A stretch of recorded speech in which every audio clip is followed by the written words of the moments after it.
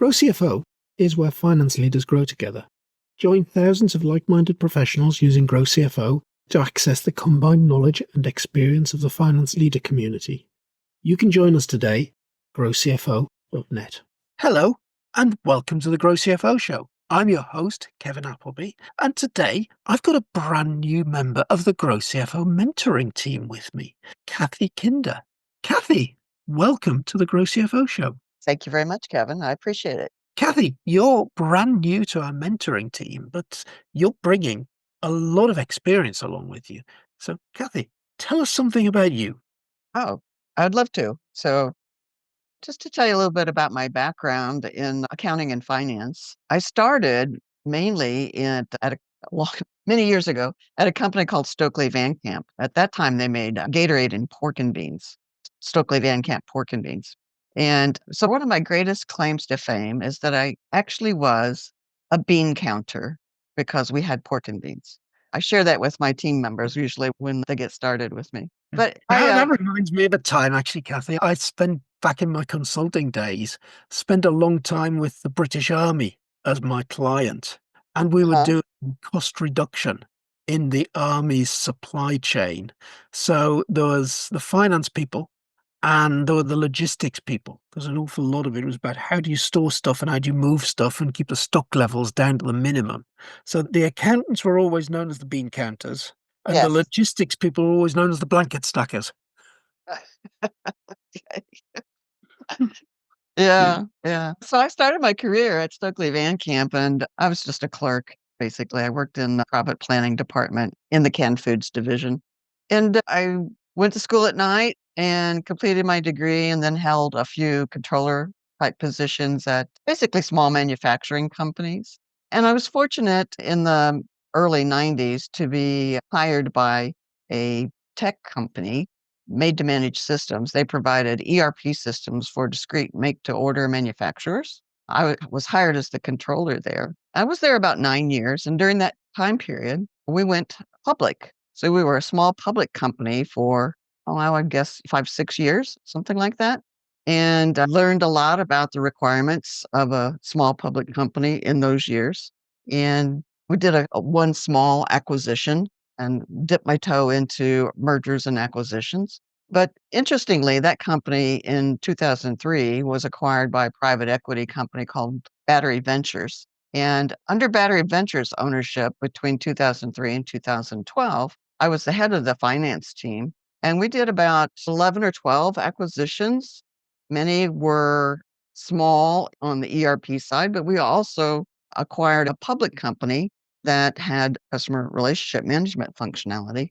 So we had basically two operating divisions, and we grew from a company that was about, oh gosh, I'd say about 30 million in revenue to one that was over 130 million in revenue with 700 employees, some of which were in India, London, Tokyo, Sydney, kind of worldwide. But we were in the process of consolidating the back office, doing the integrations of all of those acquisitions and putting them into the headquarters that was based in Indianapolis, where I was, and the majority of my finance team. And because we were doing all that, had a lot of involvement during that time period with not only accounting, revenue recognition, but also growth and doing the integration work for the employees, the human resources portions, the benefits, managing the facilities. And then, of course, we had tons of different kinds of legal contracts, customer contracts with all kinds of different customers. So it was quite an adventure, quite a learning experience. We did a lot of refinancing with our private banking partners, and it was better than going to get a master's degree by actually going through those 9 years of growth and change and And managing through that. Kathy, that's one thing that I really like about people in the Grow CFO mentoring team. What they're really bringing to the table is all of this solid, real world experience of rolling your sleeves up and getting on with it. I mean, there you're mentioning getting into acquisitions. So you must be a seasoned professional in knowing what you've got to do to make an acquisition, the questions to ask, the diligence to go through, how you get a deal done. had plenty of experience with that. Now, it's been some years ago, but there are lessons learned that I want to be able to share with others to help keep them from stubbing their toe or making mistakes along the way if they can learn from another person that's been through that kind of process. Yeah. I'm looking at that as well, Kathy, and thinking that the last consulting company that I worked for as a consultant, we were acquired by a Hmm. organization. And they were a very acquisitive organization like the one that you described. But they had a philosophy that said, leave things well alone. If the company you've acquired works, just to let the folks that are in there that run it to get on with it and keep doing what they're doing. And actually, the very last thing that I got involved in before actually being made redundant because this big company was now in significant trouble was actually going in and saying, how can we take some cost out of this organization? And what we Hmm. discovered was that none of the post acquisition integration that should had taken place. Now, it sounds to me PTSD. like we're well seasoned at doing all of that post acquisition integration piece. Yes, have a lot of thoughts about post-acquisition integrations, and you need to simplify the organization and just take out costly tasks that really don't add any value. As an example, we had 2 operating divisions under 2 different federal ID numbers, and of course, that caused double sales tax reporting of franchise and income tax to the states. It was just double the burden. We really didn't need that. So we had to move to reduce that kind of extra overhead. And company benefit plans for employees and so forth can be reduced and simplified, consistent, make consistency across all of the companies that have joined into the firm, the organization. Yeah, so we did a lot of that. And post that chapter in my career, I was CFO at another company called HealthX. It too was private equity owned. It also grew and was acquired by another larger private equity firm. And some of the same things I had done before came to pass and was worked through in that scenario. And then subsequent to that, I was helped found LiftBridge, CFO, local here in Indianapolis, fractional CFO consulting firm, and that helps smaller startups. Because after I left HealthX, I developed a kind of a passion for helping those brand new companies, trying to help them based on your experience where they're going to go or need to go, and help educate them and keep them from making costly mistakes when they don't have to. So, in dealing with those newer, smaller companies as a fractional CFO, do you have any particular speciality in terms of industry that you like to work with or ownership model? Well, a lot of what I've done is with tech companies because that's my background, Yeah. B2B SaaS and so forth. That's where my main background and knowledge is. So that's primary, but I've also been exposed to other types of business models and have successfully helped them too. Yeah. So, do you prefer working as a fractional now than having just working for one company? They both have pluses and minuses. I like what I'm doing now because, well, it's less stressful, quite frankly. When you're the main person in a company and you're trying to grow and you're trying to deal with financing and growth and the CEO and sales forecasts and things, it can be quite time consuming and demanding and stressful. And being older now, I don't really want to deal with that kind of Yeah, stress. I get I'm that. I'm happy to share my experience and knowledge with others so that they can cope with their challenges and stresses more efficiently and avoid problems if possible. Yeah. So, Kathy, you're working as a fractional CFO, you've got all of this experience. So, what's actually driving you to be a mentor? Well, my actual fractional CFO work now is I've diminished that quite a bit. And I'm now to the point where my primary joy comes from helping others that I can mentor up so that they can be successful in their journey as a CFO or as a CFO or as a new business owner. I'd rather share what I've learned and help them and advise and give them things to think about or consider that they may not be thinking about, just to help them make their decisions and be successful. I'm not keen on right now doing a lot of actual CFO work myself. I just want to assist those others. Absolutely. And I guess that you've done many things very successfully. You'll have made mistakes yourself in the past, and teaching other folk how you've benefited from making those mistakes so they don't make them. I think that must be a very noble thing to be wanting to do.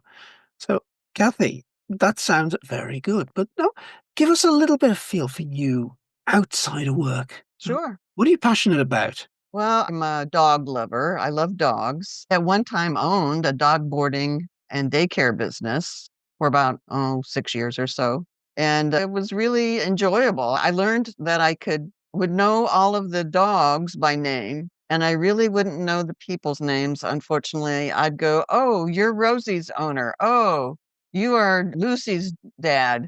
So I would relate the dog to the person, but I couldn't remember the person's name. We just knew all the dogs, and we knew the dog's individual personalities and how to work with each dog and which groups of dogs could be together and which groups need to be separate or which dogs needed to be alone and others that could play successfully with other dogs. It was a lot of fun.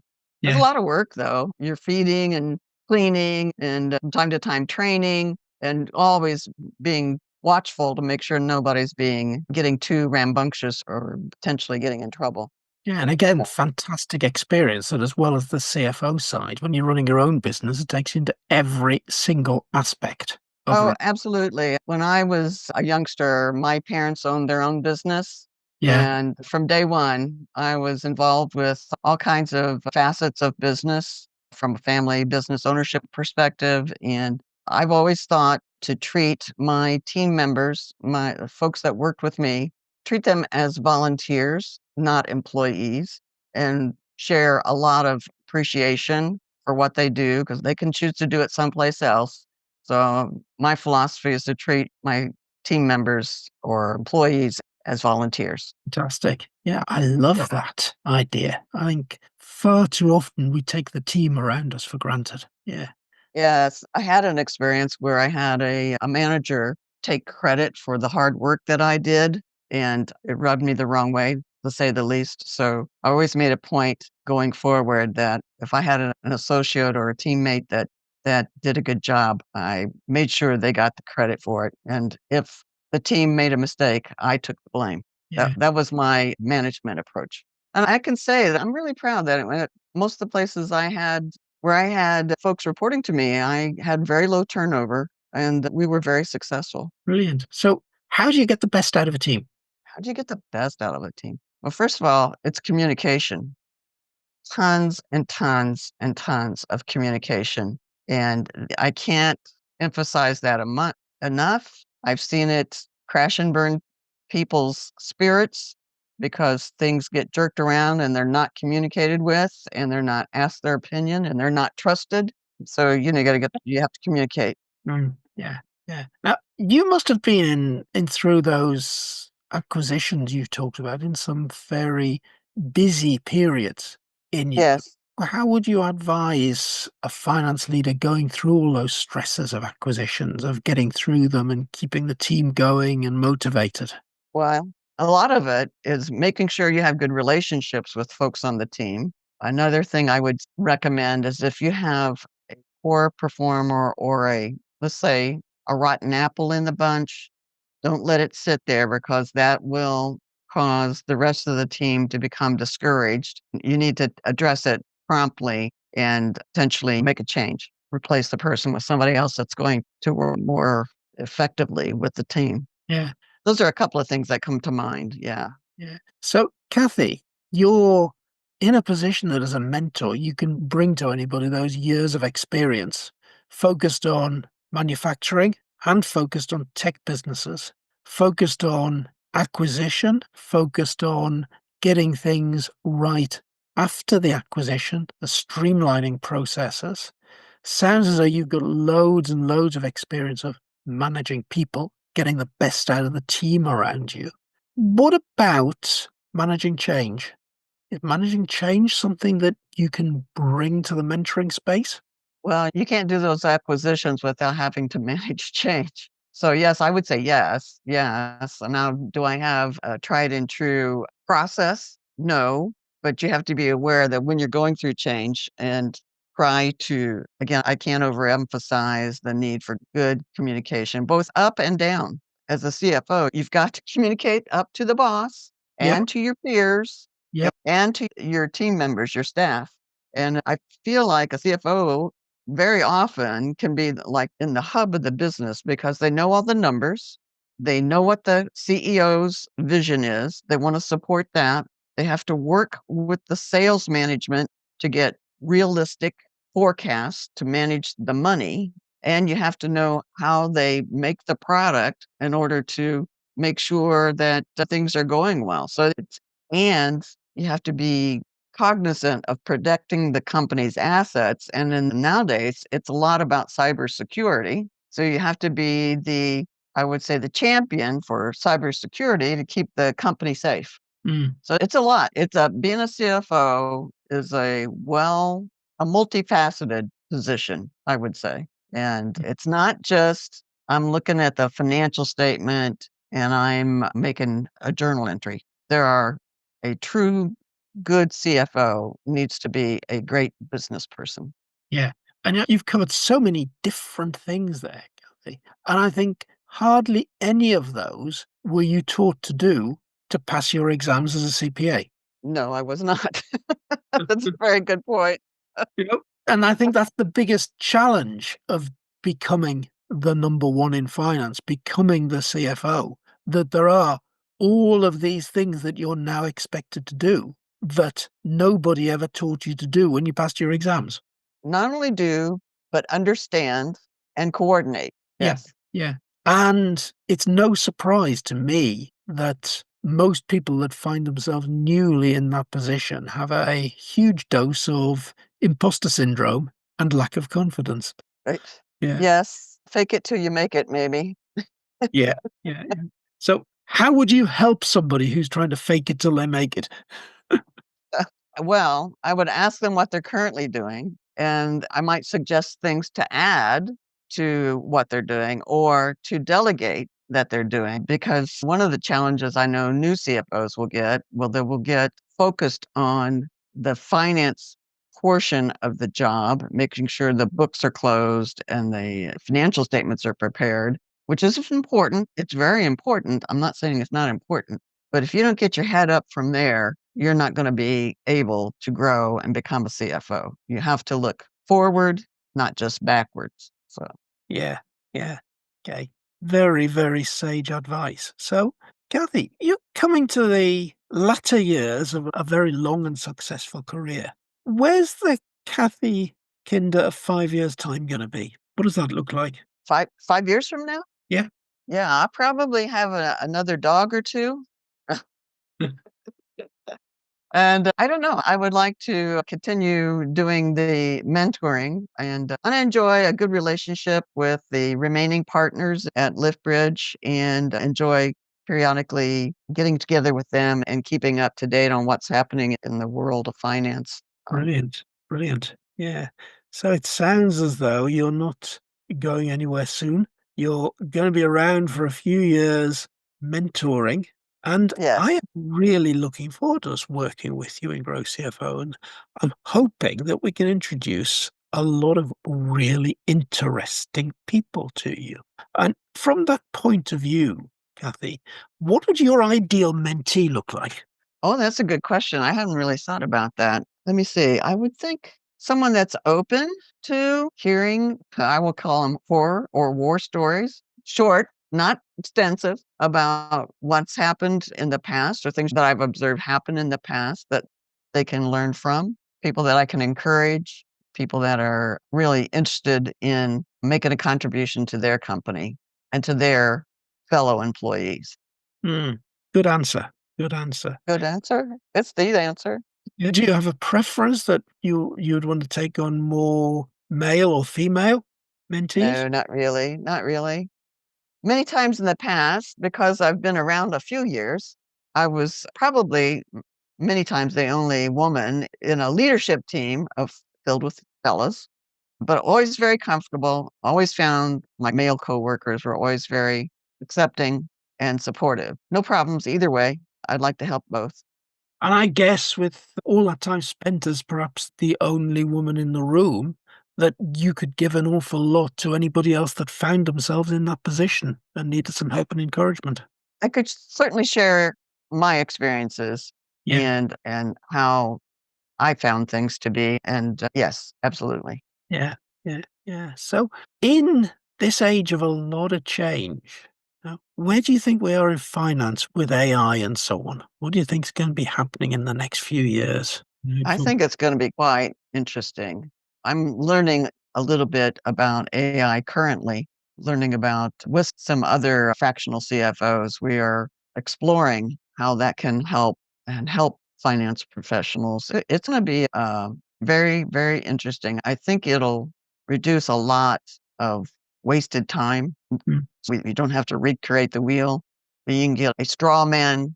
Like if you need a presentation on something, you can develop a straw man presentation in a short amount of time and then add your specific points or insights that you want to share in your presentation. And just preparing for a meeting, I've just observed that recently. Just cut the time preparing for a meeting like 80%. It can be very dramatic. yeah, So it's very interesting. I'm curious to see how this develops. yeah. And I've just gone through an exercise where I had to write a number of policies in Grow CFO. Mhm, Possibly a job that could have taken me a couple of weeks if I was starting from scratch, trying to search for them all on the internet. It's great. mhm. AI, write me a policy on blah, whatever. Yes. Okay, I see that policy doesn't quite fit our circumstances. Can you amend it for an organization that looks a bit more like this?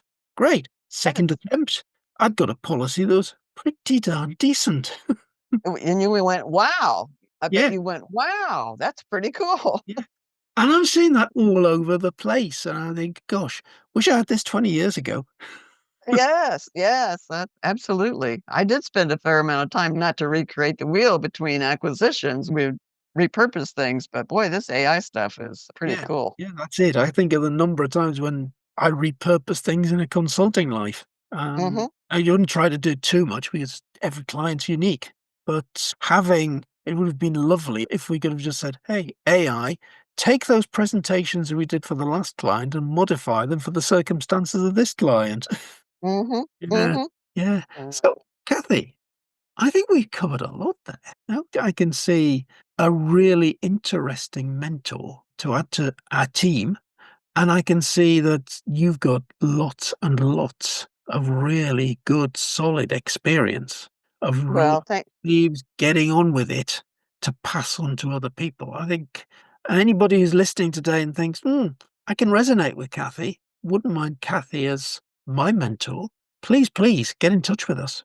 Yeah. Absolutely. One thing I would like to share is I do not think there is any such thing as a stupid question.